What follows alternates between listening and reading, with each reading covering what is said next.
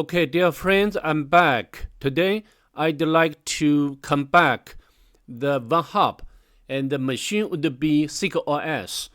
I think this machine is a bit popular machine. Although this machine is not so much difficult from my point of view, but I'd like to use the machine as an example to illustrate the importance of the information enumeration. And of course, I also will add the link into the description section below so that you can download it.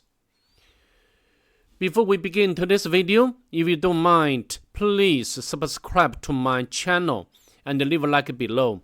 This will help me very much. And you are greatly appreciated. So without further ado, let's just get started. To save time, I have already imported the machine into the VMware workstation. The importation process is very easy. I don't want to explain it here. So now we can go inside the Reconnaissance VM.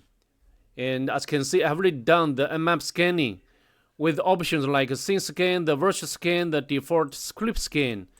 And also, a very important option here is the -p-, which means that the nmap will do the comprehensive scan. So from the nmap scanning results, as you can see over here, there are two open ports. The last one is closed. We can neglect this one. So the first open port is 22, which is running SSH service and also the corresponding version information. And as we know, this version doesn't contain vulnerability. And the second one is 3128, which is running proxy service. If you follow along my videos, you will be familiar with this one. So I think later we need to configure our browser and through this proxy, and then we can access the service which is accessible locally. Okay, so now we can open up our browser and put the IP address of the target, and don't forget to put the number, the port number. Yeah, we got the error. And this error, if you're familiar with the Squid proxy, this will be very familiar for you. So I think now we need to configure the proxies. And right now we need to add the proxy to be suitable for our environment.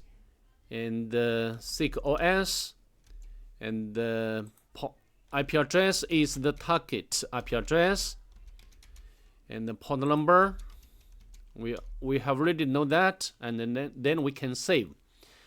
So we can configure to use this proxy, and then we can access the local service. Yeah, we got the response, which is fine, and then we can check the source code of this page, but it doesn't include any information. Interesting. Also, we need to check, as usual, we can check whether this site has robots file. It does have, so we do not need to do enumeration. And we can access this one.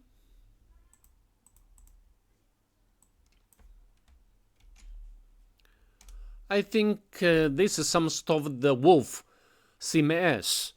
And but I think here we cannot any entry to penetrate. So maybe for us we need to do more, furthermore enumeration for this directory, and we can make a copy, and then we can go back to our terminal, and then we can use the GoBuster, right? GoBuster. But this case, we need to configure this command differently. We need to use the proxy, but how to configure? We can get the instruction by the help of the command itself. So this way is efficient way because we cannot remember so much and complicated things. And then we can specify the URL, paste in here, and of course I'd like to autocomplete this command. Let's hit enter.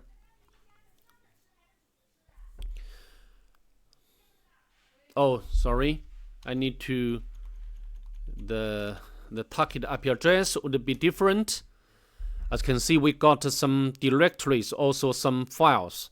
For example, the first one is docs. We can go to the docs directory, and we got some files. For example, like updating. This one always contains some version information. As you can see here, we can know that this Wolf CMS is running this version, so we can use the search engine to make research to see whether this version has vulnerability. For example, like this one, exploit, and the exploit database has the link or has record for this version, for this vulnerability. We can open up. Of course, I have already opened up. As you can see here, and this is a POC, and this, the file name. We can go to this page, so we can make a copy, right? And go back to our Kali Linux, and then we can open up another tab, Wolf, and paste in here. But we need to provide the username and the password. At this point, we can make a very simple guess. For example, like admin and admin login. It looks like it's working.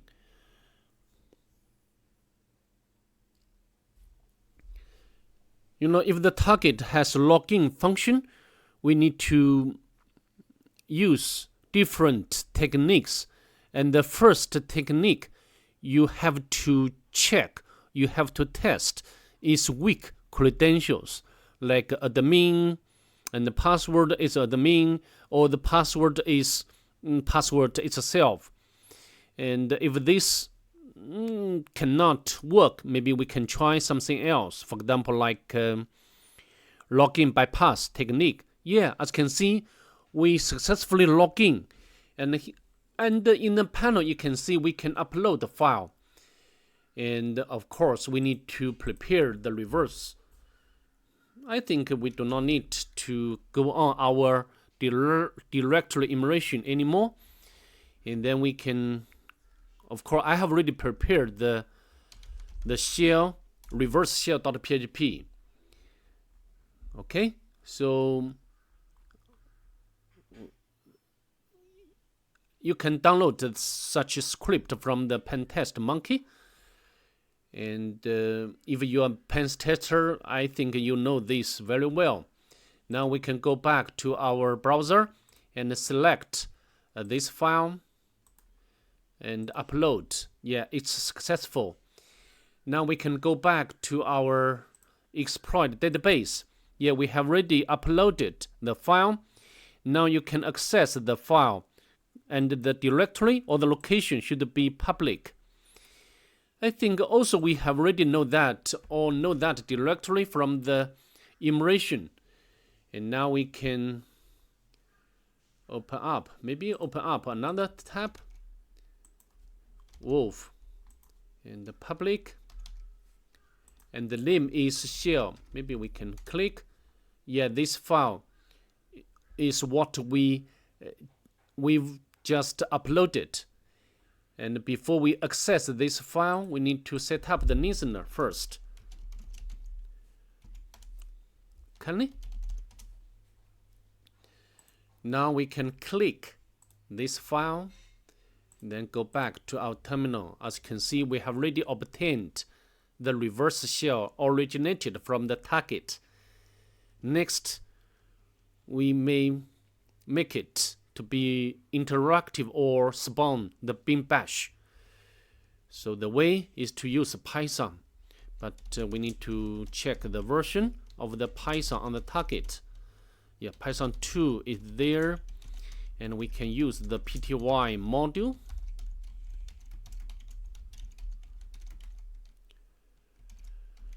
Okay, next, of course, now the next step for us is to make lateral movement or elevate our privilege to the root user even. But before we do that, we need to do some local enumeration. For example, here we can go to the home directory. Yeah, there's one user. We can go inside this directory,